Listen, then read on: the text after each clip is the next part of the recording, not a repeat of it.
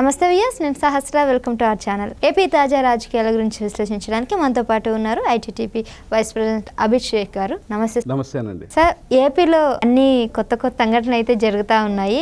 రాజకీయ పరిణామాల గురించి మనం మాట్లాడుకున్నట్లయితే 2024కి కొత్త మార్పు వస్తుంది అని చెప్పేసి అని అంటున్నారు. మరి ఈ కొత్త మార్పులో ఇటు టీడీపీ కానీ, అటు జనసేన కానీ, లేదంటే వైఎస్ఆర్సీపీ కానీ, ఇంకా కొత్తగా ఇప్పుడు జేడీ లక్ష్మీనారాయణ కూడా కొత్త పార్టీ పెట్టారు, ఆయన కానీ, కేఏ పాల్ కూడా వైజాగ్ లో చాలా యాక్టివ్ గా ఉన్నారు. ఇన్ని పార్టీలన్నీ కూడా వాళ్ళ ప్రయత్నాలు అయితే చేస్తున్నారు. సో ఏమనిపిస్తుంది మీకు ఇవన్నీ చూస్తూ ఉంటే?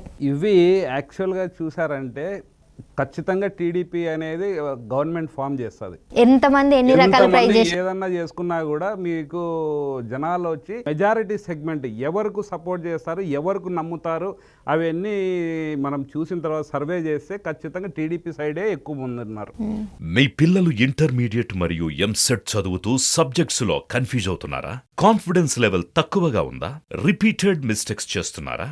అయితే మీకోసమే ఉంది Rise app. 1 lakh question bank, performance analysis, online classes by experts, ఇంకా మరెన్నో ఫీచర్స్ తో మీ ముందుకొచ్చింది రైజ్ ద పర్ఫెక్ట్ గైడ్.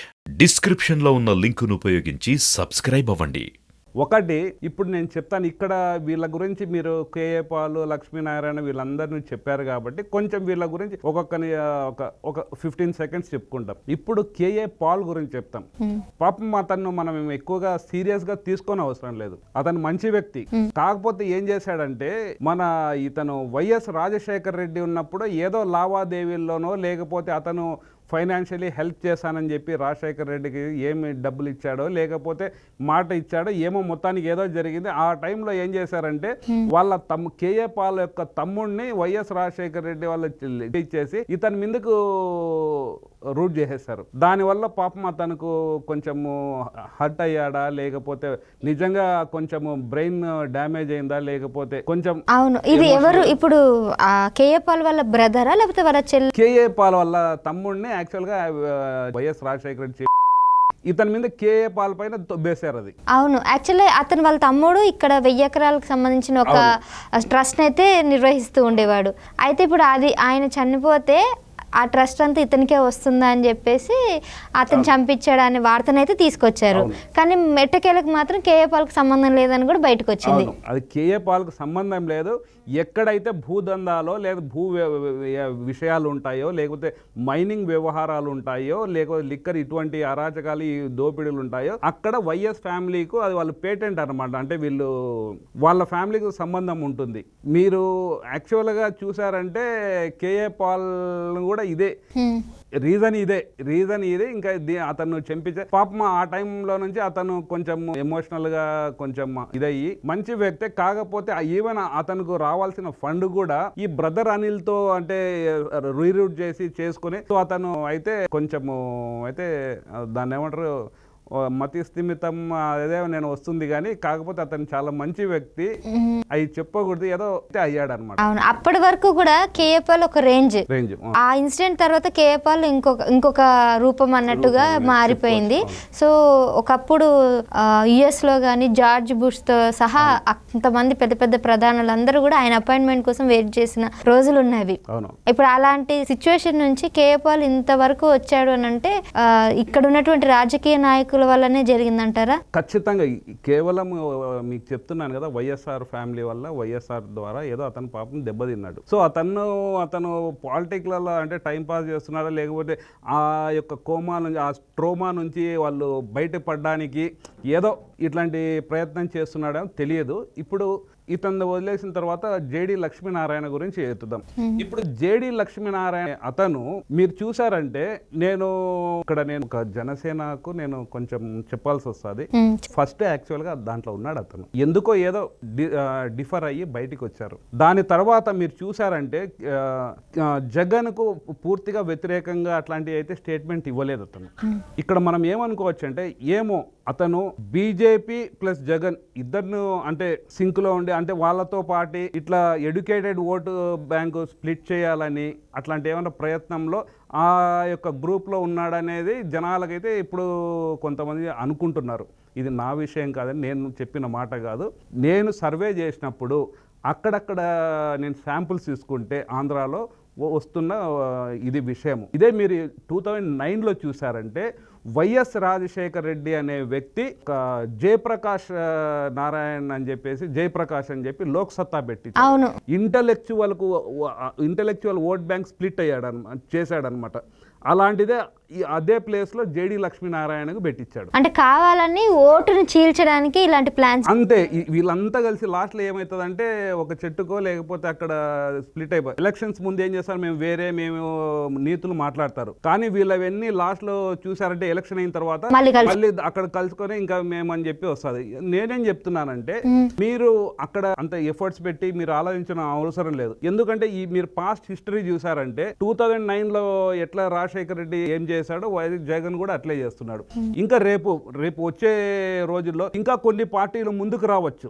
ఏదన్నా బీసీవై అంటే ఒక రామచంద్ర యాదవ్ గారి పార్టీ ఉంది, వాళ్ళు ఎక్కువగా బీసీ ఓట్ బ్యాంక్ టార్గెట్ చేస్తున్నారు. ఇతను మీరు జేడి లక్ష్మీనారాయణ గారు చూసారంటే అతను కాపు, ఆ వర్గం స్ప్లిట్ చేయడం. ఇంతకు ముందు చిరంజీవి ఎట్లా స్ప్లిట్ చేశారో ఇతను ఇక్కడ స్ప్లిట్ చేయొచ్చు. కేఏ పాల్ క్రిస్టియన్ కొన్ని అయితే వాళ్ళది టీడీపీకి ఫేవర్ కాదు, అంటే వైసీపీకు వాళ్ళ ఆ ఓట్ బ్యాంక్ చీలదు. కానీ టీడీపీకి వచ్చే ఓటు ఇదేమన్నా ఉంటే ఇతను కేఏ పాల్ ద్వారా ఏదో 0.5% అట్లాంటి ఏమన్నా పోయే అవకాశం ఉంటుంది. బీసీ ఓట్ బ్యాంకులో మేజర్ అతను జేడి లక్ష్మీనారాయణ గారు, ఇతను కేఏ పాల్ మైనారిటీ, ఇంకా బీసీ రామచంద్ర యాదవ్ ఇదనమాట. దీంతో పార్టీ వీడు ఏం చేస్తాడంటే వచ్చే నాకున్న ఇన్ఫర్మేషన్ ప్రకారంగా కొంతమంది రిటైర్డ్ ఎంప్లాయీస్ ఉన్నారు. రిటైర్డ్ ఎంప్లాయీస్ ను కూడా ఒక పార్టీ పెట్టి ఆ యొక్క రిటైర్డ్ ఎంప్లాయీస్